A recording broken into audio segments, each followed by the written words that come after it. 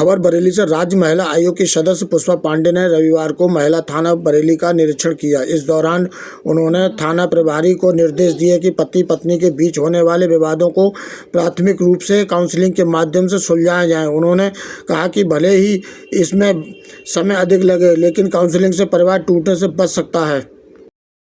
औचिक नहीं कहेंगे, एक हम परिवार की तरह महिला थाने के साथ जुड़े हैं।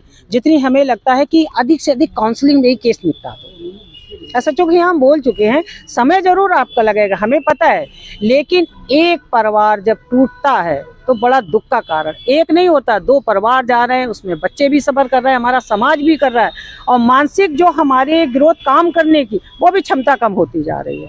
तो कोशिश हमारी यही है कि जितने लोग काउंसलिंग से हमारे केस सुलझ जा रहे हैं वो ज़्यादा अच्छी। अगर बहुत ज़्यादा टिपिकल होता है तो तुरंत ही ये आपको FIR करके भेज देती। वो समुदायों में महिलाओं को ज़्यादा प्रताड़ित हो रही हैं मुस्लिम समाज में, और 3 तलाक को लेकर के ज़्यादा प्रताड़ित हो रही है, क्या कहना चाहते हैं? देखिए, 3 तलाक को तो हमारे माननीय प्रधानमंत्री जी ही ऐसे आए जो बिल्कुल हटा दी गया। 3 तलाक को तो मानने की ही तक वो नहीं रही थी। कोई अगर ऐसा जबरदस्ती कुछ कर रहा है तो उसे लागू है ही नहीं, उसके कैसे तलाक का तो नहीं रहा, वो समय चला गया जो समय के था।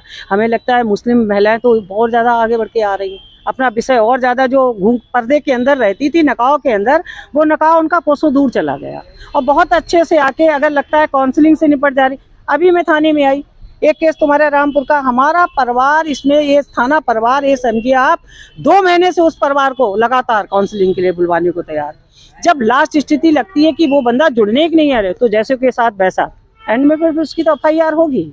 विपक्षी लोग कह रहे हैं कि महिलाओं की सुनवाई नहीं हो रही है, प्रताड़ित हो रही है, रेप हो रहा है। विपक्षी का तो काम ही यही है कहना। ये बताओ, पहले विपक्षी को और तो कोई मुद्दा मिल नहीं रहा। विपक्षी पहले अपने जमाने में देखें, गुंडागर्दी कितने करके विपक्षी की हो रही थी कि महिलाएं ना बोल पाती थी ना निकल पाती थी, घूंघट उन्हीं के बीच में। हमारा तो संगठन और हमारी पार्टी वो है, भैया जी और बहन जी के सिवाय तो दूसरी बात ही उनके साथ संबोधित नहीं होंगे।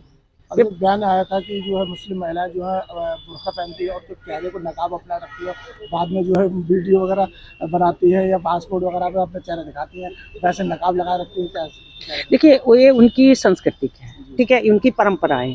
हम बयान दिया गया था। हाँ बिल्कुल, तो हम उस पर्दे के लिए नहीं कह रहे हैं, लेकिन हर जगह पर्दा नहीं, पर्दा की जगह सही है।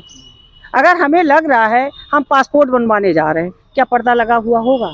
आधार पे बनाने जा रहे हैं, क्या पर्दे की जरूरत है? वो तो तुम्हारा एक प्रशस्ति पत्र देके जा रहे, प्रशासनिक का हम वो लेके जा रहे हैं, क्या पता गलती से किसके पास किसको चला जाए। तो नकाब में तो वैसे नहीं, चेहरा तो हमें क्लियर होना चाहिए था। ये तो हमारा राइट खुद ही बनता है, किसी के पक्ष और विपक्ष से नहीं कहने के। पर्दा को हमारा कोई मना करने वाले, लेकिन किस जगह और कहाँ पे पर्दा करना है। नीतीश कुमार जी ने जो है अभी नकाब हटा करके जो है चेहरा दिख करके नौकरी जो दिया था, तो उसमें जो है मुस्लिम महिला को विरोध कर रही है, उसको क्या कहना चाहते हैं? फिर देखो, आपने पक्ष विपक्ष वाली विरोध, महिला कोई विरोध नहीं कर रही थी। उसकी प्रैक्टिस में जिस बच्ची जो गई थी उनकी सोच ही ऐसी नहीं थी। सिर्फ ये था कि बच्ची का जो है चेहरा दिख रहा, भाई सर्टिफिकेट आ रही, गलती से हो सकता है दूसरी की जगह अगर पहुंच गया, इसके जिम्मेदार फिर कौन होगा? जिम्मेदार तो हम ही होंगे कि फेस के लिए मैं ही अभी अपना फेस कर लूँ, आपकी पहचान में नहीं आए, कोई भी आप उससे समझ। तो उनका धीरे धीरे यही नहीं था, सिर्फ मकसद ये था कि भाई बच्ची सर्टिफिकेट आई तो खुले मन से आए, खुले विचार से ले जाए। अगर हमें लगता है हम प्रशासनिक दौर पे निकलें या जॉब के लिए निकलें, तो पर्दा के अंदर तो सारी चीजें हम लागू नहीं कर सकते। पर्दा की ही जगह अच्छा लगा। महिलाओं ने विरोध किया है, प्रदर्शन उन्नाव वाले केस में जो है अभी कह रहे हैं कि उनको न्याय नहीं मिला, उनको जमानत मिल गई महिलाओं को रेप वाले मामले में। न्याय किस विषय पर न्याय नहीं मिल पाया था उन्हें? उनसे ये तो पूछना चाहिए कि किस विषय पे न्याय। हमारी सरकार में तो आप ये जो बहू और बेटियां 24 घंटा के अंदर आपको पता है जो एक्शन नहीं होने वाले वो एक्शन होने वाले, वो जमाने बिल्कुल भूल जाए, बिल्कुल भूल जाए। बताए, आयोग का तो दरवाजा 24 घंटा खुला है। एक दौर था भाई साहब, आयोग जब बैठता था, कहाँ आया आयोग? लखनऊ बैठा या सर्किट हाउस। आज वो समय नहीं रह गया जब हमारे माननीय मुख्यमंत्री जी माँ के पेट में बेटियां या बेटा कोई भी बच्चा आ रहा है उसकी देखभाल शुरू कर दे रहे हैं, और 25 साल तक उस बेटी का, चाहे जो हिंदू हो या मुस्लिम हो, सर्व समाज के लिए जब वो करने को तैयार है, तो कमीशन भी आप पता है सर्किट हाउस से लेके जिले, ब्लॉक और तहसील और ग्रामीण क्षेत्र तक पहुंच जाए। आज तक लोगों को मैं सही बताऊं, सही विषय ही नहीं पता था हमें विषय रखना कहाँ है।